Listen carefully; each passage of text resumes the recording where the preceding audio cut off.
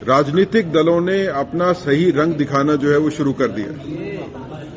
National conference ने पहले manifesto निकाला, उसमें अलगाववाद की बात की गई, उसमें आतंकवाद को बढ़ावा देने वाली बातें उसमें लिखी गई। जो लोग जेलों में बंद हैं उनको छोड़ने की बात की गई। नेशनल हाईवे के ऊपर जो है वो चेकिंग की रोकने की बात की गई ताकि नारकोटिक स्मगलिंग का एक जो रैकेट है टेररिज्म के साथ कनेक्टेड है उसको बढ़ावा दिया जा सके। जानबूझ के ऐसे मुद्दे रखे गए, 370 के ऊपर दोबारा बात करने की बात, 35A के ऊपर दोबारा बात करने की बात हो, जो पता है कि जम्मू कश्मीर यूनियन टेरिटरी के इख्तियार में नहीं है, पार्लियामेंट के इख्तियार में है, लेकिन जानबूझ के ऐसी बातें रखी गई जिसमें अराजकता भी फैलेगी और आतंकवाद और अलगवाद को भी बढ़ावा देने की कोशिश की जाएगी।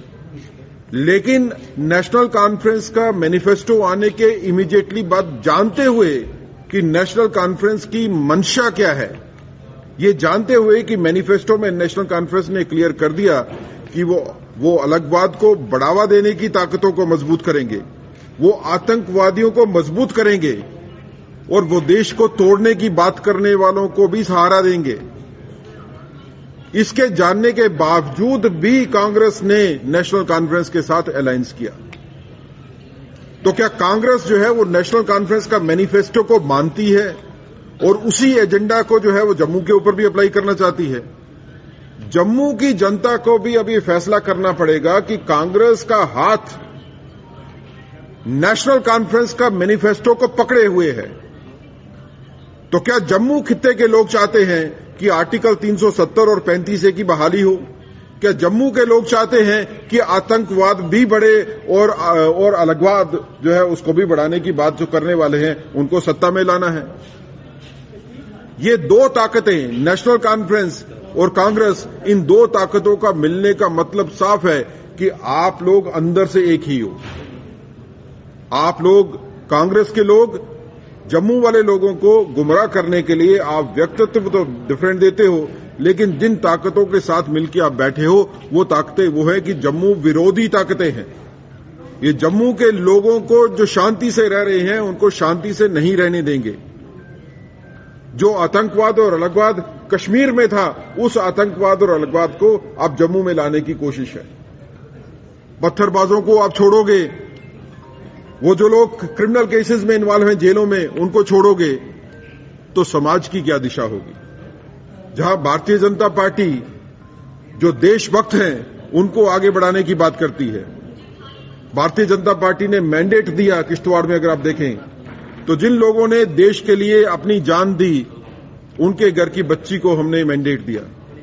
और अगर आप देखेंगे कि नेशनल कॉन्फ्रेंस ने और पीडीपी ने किन लोगों को मैंडेट दिया अपना, वो लोग जो हमेशा से आतंकवाद की बात करते रहे हैं, जो समर्थन करते रहे हैं अलगाववाद का, उनको मैंडेट दिया। तो दो धाराएं जम्मू कश्मीर में, राजनीतिक धाराएं अब बह रही हैं। एक वो जो राष्ट्र को मजबूत करना चाहती हैं, जो देशभक्तों का सम्मान करती हैं, जो चाहती हैं कि जम्मू और कश्मीर दोनों खित्तों में जो है वो शांति स्थापना हो, और दूसरी वो ताकतें जो शांति के खिलाफ काम करती हैं, जो राष्ट्र विरोधी और जनता विरोधी ताकतों को मजबूत करना चाहती हैं, जो जम्मू कश्मीर को पीछे धकेलना चाहती हैं 10 साल पहले वाली पोजीशन में। जम्मू कश्मीर अब आगे बढ़ चुका है। अब जम्मू कश्मीर शांति की ओर जो है वो बढ़ रहा है। यहां पे तरक्की भी हुई। यहां के युवा लोग अब देखते हैं कि आने वाले वक्त में कितनी नौकरियां उनको मिलेंगी। भारतीय जनता पार्टी ही एक पार्टी है जो आश्वासन देती है कि हम युवाओं का भी ध्यान रखेंगे, महिलाओं का भी ध्यान रखेंगे, किसानों का भी ध्यान रखेंगे। अगर शेड्यूल कास्ट, शेड्यूल ट्राइब की तरफ किसी ने सोचा तो भारतीय जनता पार्टी ने सोचा। अगर पीओजे के रेफ्यूजीज हो या वेस्ट पाकिस्तान के रेफ्यूजीज हो, उनकी बात किसी ने की तो वो भारतीय जनता पार्टी ने की। कस्टोडियन की जगहों के ऊपर लोगों को राइट दिलवाने की अगर बात की तो भारतीय जनता पार्टी ने बात की। ये सभी चीजों को देखते हुए भारतीय जनता पार्टी ये जनता से अपील करती है कि देश विरोधी ताकतों को पहचानिए, ये लोग आपके बीच में ही आए हैं, आपके बीच में बैठ के काम करेंगे और बाद में आपके अगेंस्ट सारे के सारे फैसले जो है वो होंगे। तो राष्ट्रहित में सजग रह के वोट डालिए। भारतीय जनता पार्टी को आपने देखा, परखा और आपने पाया है। पिछले 11 साल तकरीबन हो गए सत्ता में रहते हुए दिल्ली में। इस पीरियड में आपने देखा कि मोदी जी ने जो कहा उसको किया। जो हम वादे करते हैं मैनिफेस्टो में, वो वादे हम पूरे करते हैं। जब 2014 में हमने वादे जितने किए उनमें से 95% से ज्यादा वादे हमने पूरे किए। 2019 में जितने वादे हुए पार्लियामेंट्री इलेक्शन के मैनिफेस्टो में, उसमें भी 95% से ज्यादा वादे पूरे हुए। भारतीय जनता पार्टी वादे करती है निभाने के लिए, दूसरी पार्टियां वादे करती हैं जनता को गुमराह करने के लिए, क्योंकि उनकी कोई मंशा नहीं होती वादे पूरे करने की। वो सिर्फ आपके वोट के लिए बात करते हैं। हम वोट की बात नहीं, हम वोट से पहले देश की बात करते हैं। अगर हमको कहीं पे नुकसान भी होता है पॉलिटिकल, लेकिन देश मजबूत होना चाहिए, भारतीय जनता पार्टी की ये सोच।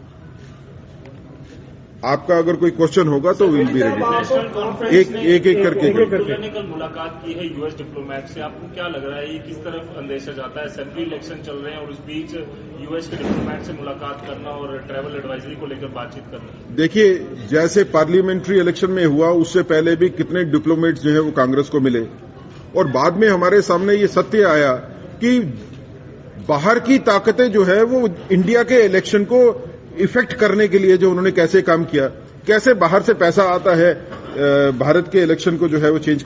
अब यही स्ट्रेटेजी जो है जम्मू कश्मीर में इस्तेमाल की जा रही है। यही स्ट्रेटेजी जिसके तहत एक डर का माहौल जनता में पैदा किया जाएगा और आउटसाइड इन्फ्लुएंस जो है वो लाया जाएगा ताकि यहां के लोग जो है वो गुमराह हो सके। जैसे पार्लियामेंट्री इलेक्शन में हमने देखा कि कितने ज्यादा ताकतें जो है वो बाहर की सोशल मीडिया के थ्रू, नेटवर्क्स के थ्रू जो है उन्होंने लोगों को गुमराह करने की कोशिश की। अब यही स्ट्रेटेजी जो इन्होंने दिल्ली में इस्तेमाल की पार्लियामेंट्री इलेक्शन में, वही स्ट्रेटेजी जो है जम्मू कश्मीर में इस्तेमाल करना चाहते हैं। लेकिन जम्मू कश्मीर के लोग सजग हैं। हम आतंकवाद से लड़के बाहर निकले हैं। हमारे को पता है कि आतंकवाद का समर्थक कौन है और आतंकवाद के साथ लड़ने वाला कौन है। सेठ साहब, बीजेपी ने भी पीडीपी का साथ जो है लाइन करके सरकार बनाई, उसके ऊपर आप क्या कहेंगे? देखिए, भारतीय जनता पार्टी की और पीडीपी की जो अलायंस थी, उसके अलावा कोई और पॉसिबिलिटी जो है वो गवर्नमेंट चलाने की नहीं थी। उसके अलावा यहां पे अगर गवर्नमेंट नहीं बनती तो अराजकता फैल जाती। तो उस माहौल में भी हमने एक मिनिमम कॉमन प्रोग्राम बना के जो है उसमें गवर्नमेंट बनाई थी। हम कोई पीडीपी के एजेंडा के ऊपर नहीं चले थे, बल्कि हमने पीडीपी को अपने एजेंडा के हिसाब से चलाया। ये सवाल आगे करता हूं। उन्होंने कहा जो नेशनल कॉन्फ्रेंस और कांग्रेस के लीडर ये कह रहे हैं कि अगर आगे कोalition इनकी बनती है तो उसमें वो कॉमन मिनिमम प्रोग्राम रखेंगे और जो ये जैसे कंट्रोवर्शियल इशूज है, इन जैसे इशूज को निकाल देंगे। जिस तरह आपने 2014 में आपने जो कॉमन मिनिमम प्रोग्राम बनाया था, उसमें भी जो उनके इशूज थे, जो कंट्रोवर्शियल इशूज थे, जो आपके थे, उसको हटा दिया था और एक कॉमन मिनिमम प्रोग्राम को कहते हैं कि हम आगे बनाएंगे। तो उसमें क्या बनता? बट साहब, इसमें ऐसा है कि प्री पोल अलायंस में और पोस्ट पोल अलायंस में फर्क होता है। जब प्री पोल अलायंस आपकी नहीं होती तो आप अपने एजेंडा के ऊपर इलेक्शन लड़ते हो। जब आप प्री पोल अलायंस बना लेते हो, दो political parties pre poll alliance बना लेती हैं, तो वो एक दूसरे का एजेंडा को उनको अडॉप्ट करना पड़ता है। आप फिर वो बाद की बात नहीं रहती। जैसे भारतीय जनता पार्टी ने जब पीडीपी के साथ अलायंस बनाई थी तो हमने इलेक्शन अपने एजेंडा पे लड़ा था, उन्होंने अपने एजेंडा पे लड़ा था। बाद में कॉमन मिनिमम प्रोग्राम के हिसाब से गवर्नमेंट बनी। लेकिन इलेक्शन होने से पहले अगर नेशनल कॉन्फ्रेंस अपना एजेंडा साफ कर देती है और कांग्रेस कहती है कि ठीक है हम आपके साथ काम करने के लिए तैयार हैं, इलेक्शन होने से पहले प्री पोल अलायंस जो है वो मैनिफेस्टो कॉमन मैनिफेस्टो बन जाता है। एक का मैनिफेस्टो दूसरे का मैनिफेस्टो भी होता है। आज के दिन में नेशनल कॉन्फ्रेंस ने गेम खेली है कांग्रेस के साथ। जब नेशनल कॉन्फ्रेंस को यह पता था कि कांग्रेस के साथ अलायंस होने के चांसेस हैं, जिसके बारे में पहले बातचीत चल रही थी, तो नेशनल कॉन्फ्रेंस ने गेम खेल के उस अलायंस की रूपरेखा बनने से पहले अपना मैनिफेस्टो डिक्लेयर कर दिया। क्यों इंतजार नहीं किया? क्योंकि नेशनल कॉन्फ्रेंस को पता था कि अगर हमारी बातचीत कांग्रेस के साथ हो गई तो उसके बाद हम ये सेपरेटिस्ट और एजेंडा अगर डालेंगे तो कोई दिक्कत नहीं हो जाए। उन्होंने एजेंडा बना दिया अपना। अब कांग्रेस जो है उनके जाल में फंस गई। कांग्रेस ने जब अलायंस कर ली नेशनल कॉन्फ्रेंस के साथ, कुछ वोटों की लालच में आके, लेकिन बड़ी चीज भूल गए कि आपके अलायंस करने से पहले नेशनल कॉन्फ्रेंस अपना एजेंडा डिक्लेयर कर चुकी है, जिसमें सेपरेटिज्म को बढ़ावा देने की बात है, जिसमें जेल में बंद कैदियों को छोड़ने की बात है, जिसमें सिक्योरिटी चेकिंग कम करने की बात है, जिसमें पाकिस्तान के साथ बात करने की बात है। कांग्रेस बताए कि क्या कांग्रेस चाहती है कि पाकिस्तान के साथ बात होनी चाहिए? क्या कांग्रेस चाहती है कि सेपरेटिस्ट के बात होनी चाहिए? लेकिन कांग्रेस ने इस एजेंडा को एक्सेप्ट किया है, तभी तो अलायंस बनाई है। तो दो सिचुएशन में फर्क है। सर, हरि पर्वत और शंकराचार्य पर्वत का भी नाम चेंज करने की नेशनल कॉन्फ्रेंस ने बात कही है, जिस तरह से हमने देखा उनका जो मैनिफेस्टो है। आपको लगता है कांग्रेस उसे को इंडोर्स करे? देखिए, नेशनल कॉन्फ्रेंस जो है वो अपने आप को एक ऐसी पोजीशन में डालना चाहती है कि जिसमें वो कश्मीर के वोट को या एक समुदाय के विशेष के वोट को ही एड्रेस कर रही है। इसलिए शंकराचार्य का नाम, अब शंकराचार्य क्या किसी एक समुदाय विशेष को आप देखते हैं? ये शंकराचार्य जो है वो धरोहर है कश्मीर की। शंकराचार्य का नाम बदल के कोई और नाम डालना, ये नेशनल कॉन्फ्रेंस का एजेंडा हो सकता है किसी विशेष समुदाय को खुश करने के लिए। जब कांग्रेस जुड़ जाती है इस एजेंडा के साथ, तो कांग्रेस बताए कि क्या जम्मू के लोग इस चीज को बर्दाश्त करेंगे कि आप शंकराचार्य का नाम बदल के कुछ और बना दीजिए? क्या जम्मू के लोग ये तैयार होंगे इस चीज को मानने के लिए कि आप हरि पर्वत का नाम हरि पर्वत छोड़ के कुछ और बना दें?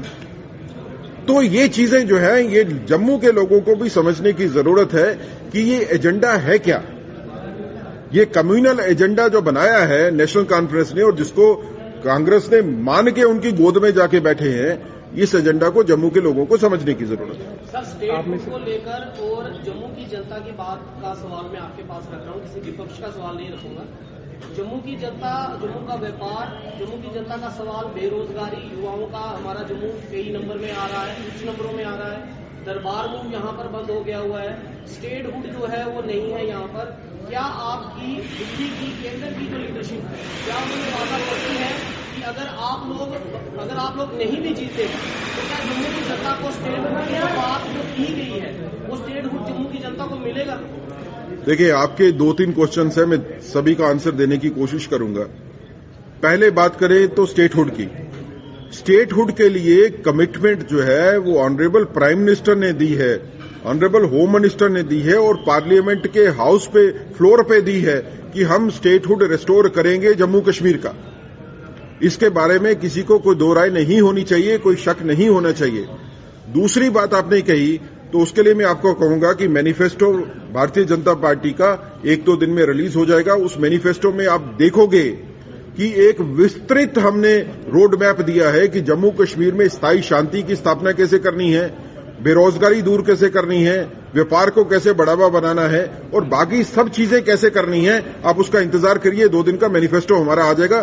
दूसरी बात आपने जो कही कि इलेक्शन का रिजल्ट कुछ भी हो, ये मैं आपको एश्योर करता हूं कि स्टेटहुड के लिए भारतीय जनता पार्टी कमिटेड है। वो कमिटमेंट जो प्राइम मिनिस्टर जी ने दी, होम मिनिस्टर जी ने दी, भारतीय जनता पार्टी उसके ऊपर अडिग है। भारतीय जनता पार्टी ऑफिस में कल एक बहुत बड़ा हंगामा हुआ और अफवाहें हैं कि बीजेपी का इसीलिए ये सब कुछ हो रहा है। आप इसको क्या कहना चाहिए? देखिए, भारतीय जनता पार्टी का विजन जम्मू कश्मीर के लिए जो है उसके बारे में हमको तो कोई डाउट नहीं है और जनता को भी कोई डाउट नहीं है। वो एक क्लियर विजन है कि हम चाहते हैं कि जम्मू कश्मीर में स्थायी स्थापना हो, शांति की स्थापना हो, जम्मू कश्मीर में बेरोजगार खत्म हो, जम्मू कश्मीर के ट्रेड को बढ़ावा मिले, फार्मर्स को जो है वो और सहूलियतें मिले, महिलाएं यहां पे सशक्त हों। जो दूसरी चीज का आपने जिक्र किया कि भारतीय जनता पार्टी के ऑफिस में कोई रोष प्रदर्शन हुआ, तो इस तरह के रोष प्रदर्शन जो है वो हर पार्टी में होते ही हैं, होंगे भी, क्योंकि सीट देने वाली तो एक होती है, मांगने वाले हो सकता है 50 भी हों। तो हर आदमी को लगता है कि मुझे सीट मिलनी ही चाहिए। जिसको सीट नहीं मिलेगी वो अपना रोष का प्रदर्शन जरूर करेगा, लेकिन भारतीय जनता पार्टी एक डिसिप्लिन पार्टी है। इसके तौर के ऊपर हम ये मानते हैं कि अगर किसी को कोई डिससेटिस्फेक्शन भी होगी कहीं पे, तो उसको डिससेटिस्फेक्शन को व्यक्त करने का तरीका जो है वो सभ्य तरीका होना चाहिए। और भारतीय जनता पार्टी में अगर कोई डिससेटिस्फाइड होता है तो वो बता सकता है। उसके लिए एक प्रणाली है जिसके हिसाब से बताया जाता है। प्रदर्शन करके भारतीय जनता पार्टी में ये नहीं होता है। इसके लिए हम भी इस बारे में सजग हैं और इसको इंश्योर करेंगे कि आगे से ये चीजें नहीं।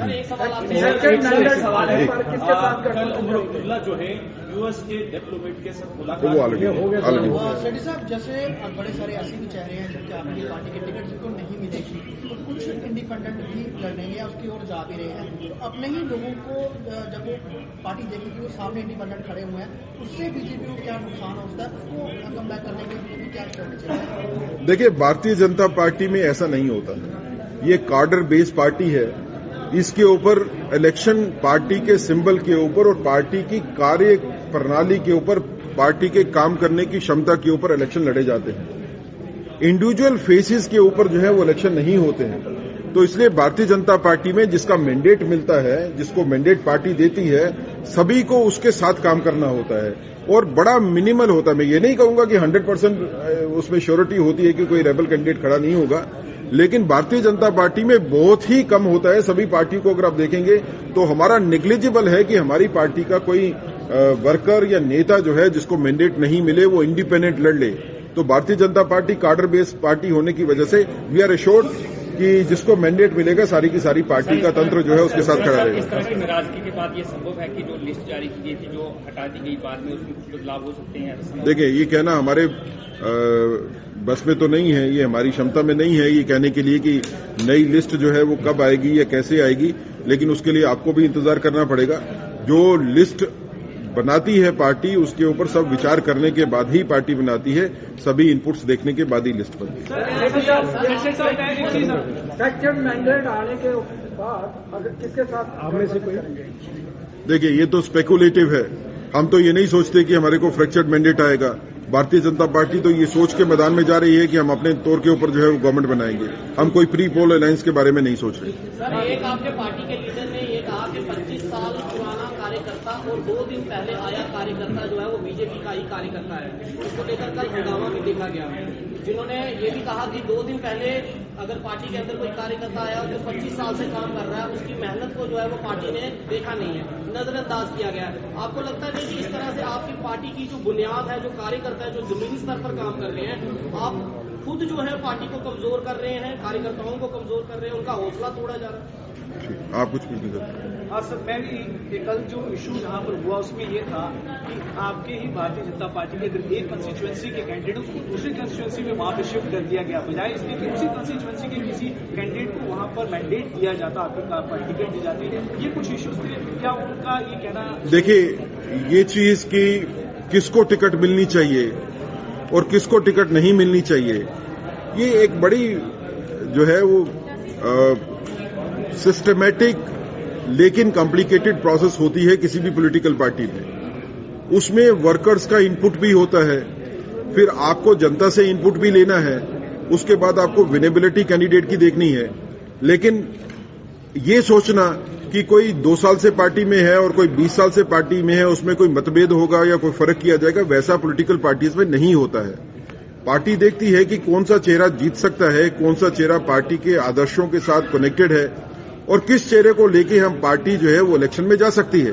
तो इसके बारे में मुझे लगता है कि जो पार्टी का सच्चा वर्कर है वो पार्टी में काम करने की नीयत से आया है, वो पार्टी में इस नीयत से आया है कि उसको देश के लिए काम करना है, जनता के लिए काम करना है।